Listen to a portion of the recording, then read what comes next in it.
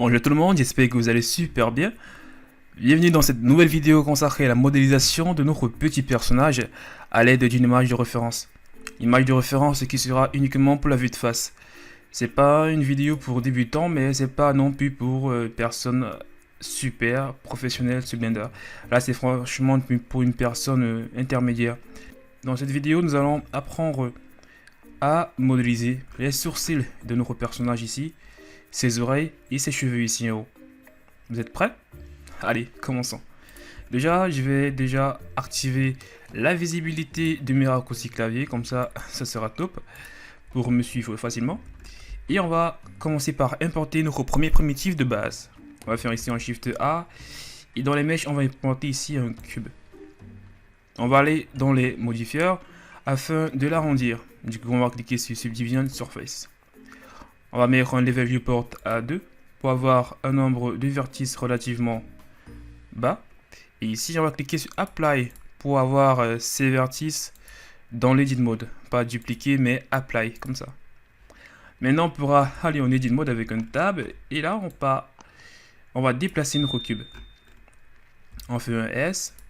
Et vous voyez que là, on ne voit plus notre cube parce qu'il est à l'intérieur de la tête de notre personnage. Et donc, pour corriger ça, on va aller en wireframe avec le raccourci Z.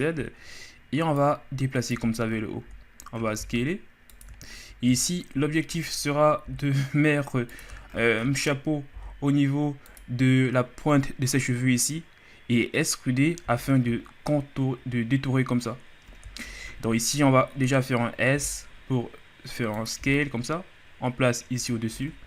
Et on va faire un Shift D pour les autres. Donc ici, on conserve un cube et on va continuer à travailler avec celui-ci. Donc pour celui-ci, on va sélectionner l'ensemble comme ça avec un box select. On va déplacer comme ça. Et pour avoir la pointe ici, on va tout simplement faire là en haut un box select, activer le proportional editing et déplacer comme ça vers le haut.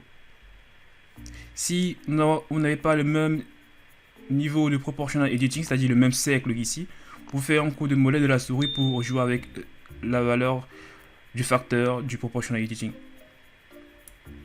Super. Là maintenant, vous voyez que là, c'est plutôt bon par rapport à notre image de référence, mais ici, c'est pas bon. Donc, ce qu'on peut faire, c'est supprimer la partie du bas. Comme ça, on fait un box select, on fait X, delete vertice. Et comme ça, on pourra extruder progressivement pour contourner, pour détourer ici. On va déjà désactiver le proportional editing parce qu'il ne sait plus forcément à grand chose. Et on va commencer notre opération d'extrusion et de scale. Extrusion et déplacement également. Ici, on fait un Alt de clic droit pour sélectionner la loupe de vertice. Mais si vous regardez bien, si on regarde cet axe ici, cet axe horizontal, on voit que c'est pas vraiment le cas sur notre objet ici, au niveau des Z ici, c'est pas plat. Donc nous, on va commencer par les aplatir avant de faire extrusion et puis déplacement.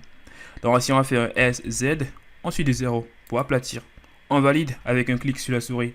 Et maintenant, on va pouvoir extruder et puis déplacer vers le bas. On extrude, on annule le déplacement, on fait un scale si c'est nécessaire.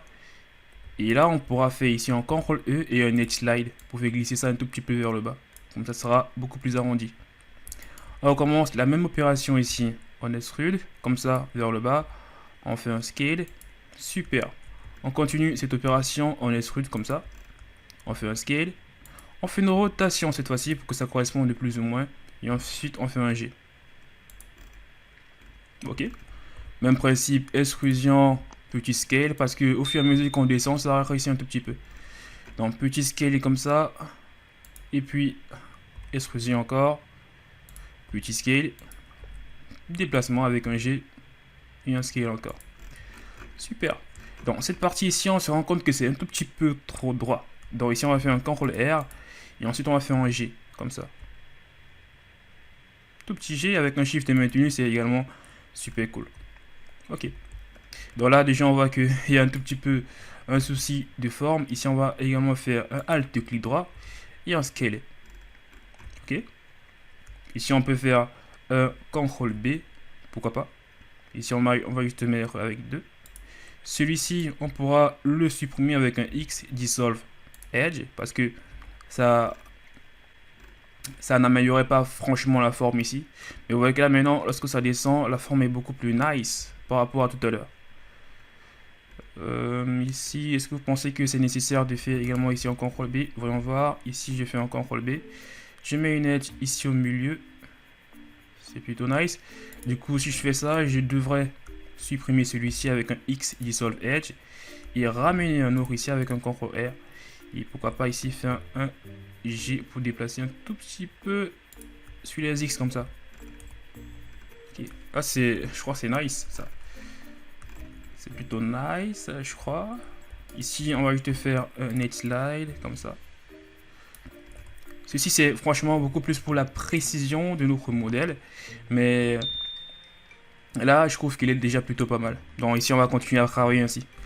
On peut faire un slash pour faire revenir les autres éléments de la scène. Mais désolé parce que tout à l'heure j'ai fait un slash mais j'ai pas dit ce que je faisais. Donc un slash c'est pour placer un objet au premier plan. Un slash encore c'est pour le remettre avec les autres. Ok. Donc on va faire maintenant pour les autres. Donc que de se fatiguer à refaire cette même opération puisque c'est plutôt similaire avec les autres. Donc on va juste prendre celui-ci et le dupliquer. Donc pour faire ça on va aller en edit mode de nouveau. On va faire ici un box select comme ça. Et on va faire un shift D. Puisque cette mèche est beaucoup plus grande que celle-ci, ici on va faire un S pour scaler. On va faire un S sur l'axe des Z, comme ça, avec un SZ. Ici, on pourra faire un Alt clic droit, faire un CTRL plus comme ça pour sélectionner les vertices qui sont à côté, et faire un G. Et faire un S, comme ça. Ici, on pourra faire glisser les vertices avec des edge slides, comme ça aussi. Ici, de nouveau, on fait la même opération ici, CTRL E et puis des edge slides. Où ça sera quand même un tout petit peu nice, en version grande. Ok. Ici, je vois que c'est un tout petit peu bizarre. Donc ici, on peut supprimer avec un X, Dissolve Edge. Et on peut refaire un CTRL R ici. Là, on peut faire un tout petit scale avec un S, comme ça. Ok, donc là maintenant on va repartir ici en edit mode et on va wireframe et on va faire ici un CTRL R, comme ça. Ici on va faire un G, ici on va faire un R, ici on va faire un G. Ça là, c'est plus ou moins similaire à celui qui est sur notre image de référence. Mais n'oubliez pas, notre objectif c'est pas forcément de suivre à l'exactitude notre image de référence, mais c'est déjà pour avoir quelque chose de pas mal. Dans la maison ici, vous pourrez refaire quelque chose qui se ressemble beaucoup plus à notre image de référence, mais du haut de temps, sinon la vidéo va durer un tout petit peu plus de temps. Donc ici, on va faire le dernier ici. On sélectionne celui-ci, on fait un L, on fait un Shift D, comme ça. On va faire une rotation sur l'axe des Z, comme ça avec un R, et une rotation comme ceci. Ici, on va faire un R comme ça, on va faire un G, on va faire un R. Et ici, pour que ça matche quand même avec l'image de référence, on peut faire déjà un P pour séparer cet objet avec les autres. Donc comme ça, ici on fait sélection, créer un objet à part à partir de la sélection. Ce qui fait que maintenant, lorsqu'on va mettre le proportional editing sur cet objet, ça va pas forcément influencer les autres. Mais ici, j'ai fait un Alt clic droit, j'ai fait un O pour activer le proportional editing, et j'ai fait un G comme ça. Comme ça là maintenant, ce sera un tout petit peu incurvé. Je peux faire de même ici devant. Je peux faire ici un CTRL R comme ça. Vous voyez que ça permet de faire une petite rotation et d'avoir une forme qui est beaucoup plus proche de notre image de référence. Ici, je peux venir faire également la rotation et jouer avec le facteur du proportional editing. Vous voyez que là, quand même, on a quelque chose de beaucoup plus nice.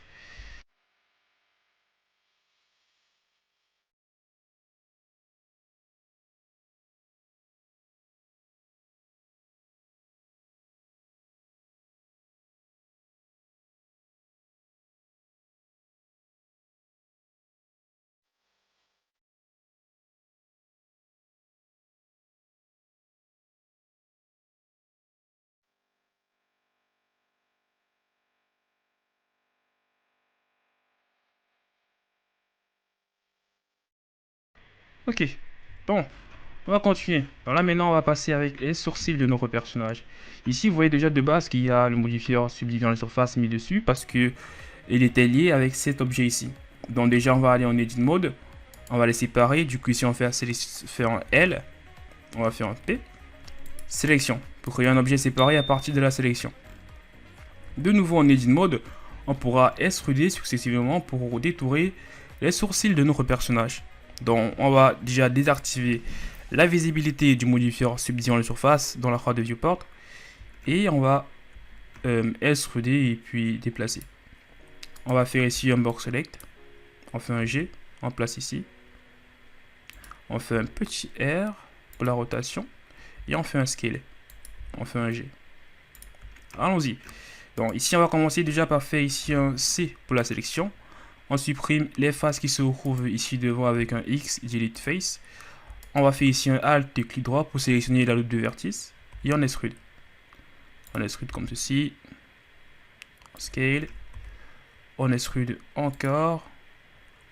On fait un tout petit déplacement vers le bas. On extrude. On scale. On recommence l'opération. On extrude, on scale.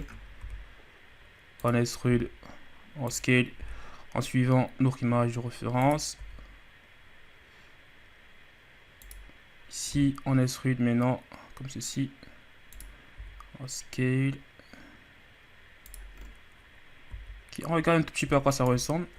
Ici, les coins qui sont pas super arrondis, on peut faire des CTRL B pour des bevels, pour arrondir comme ça. Vous voyez que là, maintenant, c'est nice. Ici, tout au coin, on va extruder successivement. Et puis, on va scaler également successivement. Donc, déjà ici, on peut compter le nombre de vertices. Là, ça fait 1, 2, 3, 4, 5, 6, 7, 8, 9, 10, 11, 12, 13, 14, 15, 16. C'est 16 vertices. Du coup, puisque c'est un nombre qui est pair, ça veut dire qu'on peut ici faire un Bridge Edge Loop. Ou alors un Grid Fill. Donc on peut faire ici CTRL F. Dans ce menu, on peut sélectionner Grid Fill. Ce qui fait en sorte que ça peut faire former des faces avec les différents vertices qu'on a. Ici, avec le fauteuil, on peut sélectionner la façon dont cela va être relié. Vous voyez que là, c'est plutôt cool comme option. Ici, on peut rester avec celle-ci. Oui, celle-ci. Ok. C'est vrai qu'ici, au bout, il y a un tout petit un truc un peu bizarre. Mais ça va, ça va. Ça ne dérange pas.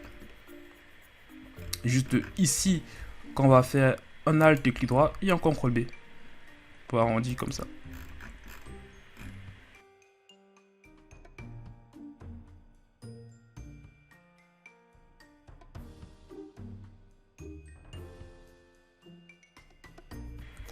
On pourra maintenant ici ajouter le modifier mirror pour créer le mirror ici, pour le côté gauche.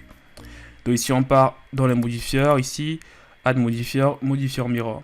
Donc le modifier mirror il fonctionne bien parce que déjà l'origine de mon objet est au niveau du curseur 3D. Le curseur 3D est à l'origine de la scène. Ok. Maintenant on va passer à la modélisation des oreilles de notre personnage. Pour faire ces oreilles, on va utiliser de nouveau un cube. Donc là, on va faire un Shift A dans les mèches. On va importer ici le cube. On va aller en Edit Mode et on va faire un G pour déplacer notre cube. On va faire S pour scaler et on va aller en wireframe avec un Z. Là, on va faire une petite rotation, un G, encore une rotation comme ceci, un G. On va scaler comme ceci et on va faire en sorte que ça puisse correspondre aux oreilles ici. Et là en haut, on va faire une sélection avec un C et on va faire un G pour que ça puisse ancrer dans la tête du perso ici comme ça. Vous voyez que là maintenant, si on part ici en vue de solide, c'est bien ancré dans sa tête. Bon, désolé pour le terme, c'est un petit peu bizarre, mais en gros c'est à l'intérieur de sa tête. Ici on va faire ici un SY pour scaler comme ça sur l'axe SY. Ça faisait longtemps que je n'ai pas fait de vidéo. En effet. Ok, comme ça. Et on va faire encore un tout petit peu SY. Ok. On va maintenant revenir sur la vue de face et en vue wireframe. Et on va faire ici un C. Donc on fait ici un C pour la sélection. On fait un G, on le place ça ici. On fait de même ici en haut, on fait un C. On place ça ici. On peut placer ça ici si on veut, ça ne dérange pas. Ici on peut faire un CTRL R comme ceci. Top. Maintenant on va commencer par extruder successivement. Donc ici, on fait un E pour extruder. On fait un G. Ici, on fait un C pour la sélection et on déplace vers le haut. On recommence la même opération. Ici, on fait un C. On fait une extrusion. On fait un G. Celui-ci, on le place vers le bas comme ça. Ça ne dérange pas si ça ne correspond pas forcément. Et au pire, on peut faire ici un CTRL R. Et un C et un G vers le haut. Vous voyez que là, problème résolu. Ok. Ici, on recommence même opération en extrude. On fait un G. On fait ici pas de scale. Je vous interdis de faire des scales. Ici, c'est des G. Vous voyez que tout à l'heure, là, j'ai voulu faire un scale par réflexe, mais c'est pas un scale qu'il faut faire. C'est tout simplement des G. Si vous faites des scales, à certains endroits, ça sera beaucoup plus épais que d'autres. Ok. Ici, on peut faire un CTRL R. Ici, faire un Burst Select. Et faire un G pour déplacer ici. Vous voyez que là, sur les oreilles de notre personnage, il y a cet endroit ici qu'on peut extruder. Donc, pour pouvoir extruder tranquillement, ici, on va faire un CTRL R. Et là, en bas, on va faire un CTRL R qu'on va déplacer ici. Ici, on va faire maintenant un autre CTRL R pour placer ça là. Et vous voyez que là, maintenant, ce sera beaucoup plus facile pour nous d'extruder au milieu comme ça. Juste qu'ici, avant de faire ça, on va tout simplement déplacer un tout petit peu comme ça pour arrondir les oreilles de notre petit personnage. Ici, on peut faire un G. Ok. Super. Vous voyez que là, déjà, c'est plutôt pas mal. Donc là, maintenant, ici, en vue solide et en mode de sélection de face avec un CTRL Tab.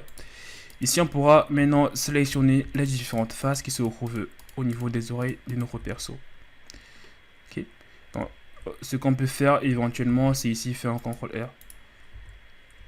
Et bon, ici, on va sélectionner ça rapidement. Ici, Shift maintenu. Je rappelle, Shift maintenu pour ajouter des éléments à notre sélection. Vue de face, Z. Ok. Donc là, maintenant, on va pouvoir extruder comme ça. Une fois. On fait un petit S. Ici, maintenant, le S, c'est autorisé. On extrude encore. On fait un S. On part sur la vue de face. Ok. Donc, derrière ici, on va faire quasiment la même opération. Et juste qu'on va déplacer derrière. Comme ça. Ici, on va juste déplacer derrière comme ceci. Ici, on déplace comme ça. Et on va maintenant aller en mode de sélection, on va dire d'edge. Sélectionner les edges qui se retrouvent ici. Ici, on peut faire un slash et ça ne dérange pas. Et déplacer derrière comme ça. Shift est maintenu pour ne pas trop déplacer derrière. Comme ça, au moins, les derrière ces oreilles, ça sera un peu rendu comme ça.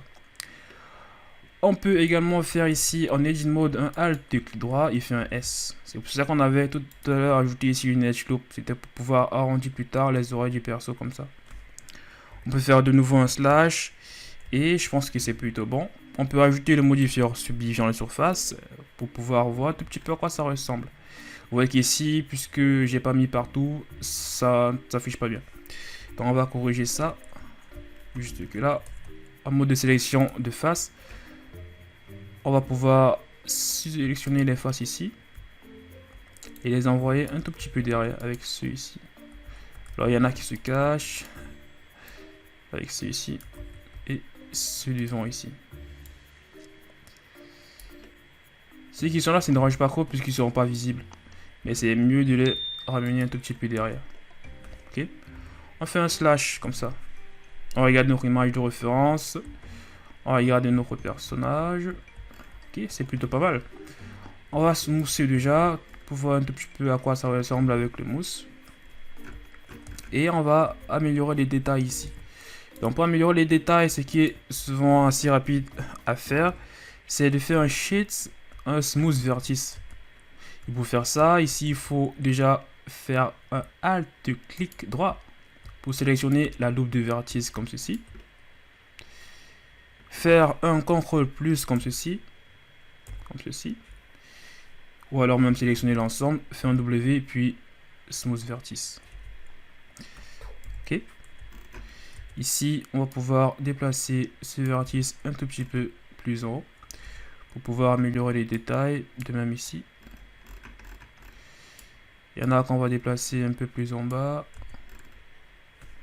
On fait un slash, on regarde notre image de référence. Là maintenant, c'est beaucoup plus de l'ordre des détails. C'est-à-dire que ici, on va déplacer un peu ça en bas. Avec le proportional editing activé, je précise.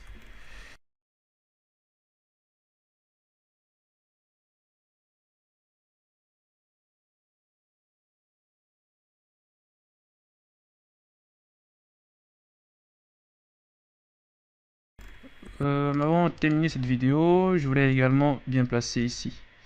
Donc là, on voit le frame, on peut faire un G avec le proportional editing activé.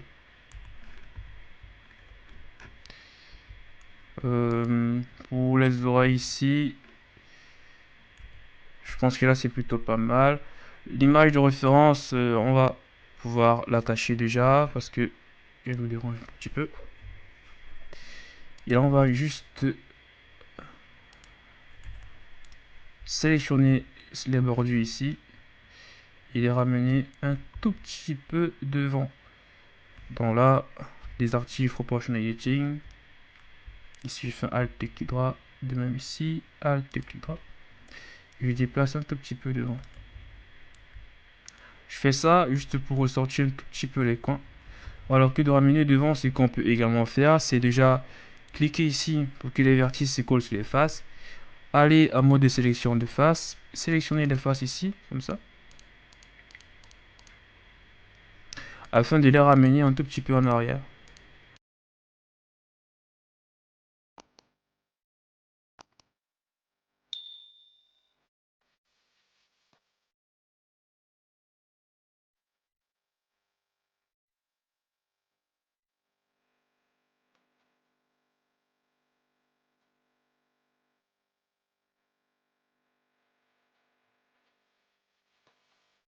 Il ne reste plus qu'à ajouter son frère avec le mirror. Du coup, on va ici dans les modifieurs et les modifieurs mirror. Comme ça. On fait slash, on peut faire revenir ici notre image de référence. On regarde si on a plutôt bien fait le job. Et là, c'est plutôt pas mal. Et c'est plutôt bon. Image fait, sourcil fait. Alors, objectif de la vidéo atteinte, on a à faire les oreilles de notre personnage, ses sourcils et ses petits cheveux ici. Pour ceux qui veulent également ajouter un tout petit peu de style aux oreilles du perso, parce que là, si on part sur le profil, on voit que c'est un tout petit peu trop droit. Alors, pour corriger ça, ce qu'on peut faire, c'est déjà aller en Edit Mode. Après avoir sélectionné les oreilles du perso, ici, avec le wireframe, on pourra ici faire un C pour la sélection. Avec le proportional editing activé, on pourra faire ici un R, comme ça, je vois ici avec profil, un R, Z. Ok, là, c'est beaucoup plus nice. Ok.